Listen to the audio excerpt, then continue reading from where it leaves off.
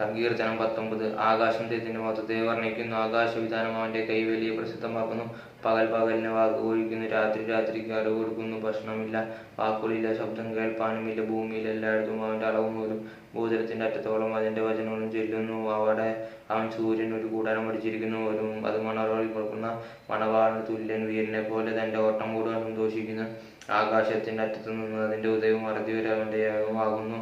അതിന്റെ ഉഷ്ണമേൽ കാത് മറിഞ്ഞിരിക്കുന്നതൊന്നുമില്ല. അവയുടെ ന്യായപ്രമാണം തികവുള്ളത്, അത് പ്രാണനെ തണുപ്പിക്കുന്നു. യഹോവയുടെ സാക്ഷ്യം വിശ്വാസ്യമാകുന്നു, അത് അല്പബുദ്ധിയെ ജ്ഞാനിയാകുന്നു. യഹോവയുടെ ആജ്ഞകൾ നേരുള്ളവ, അവ ഹൃദയത്തെ സന്തോഷിപ്പിക്കുന്നു.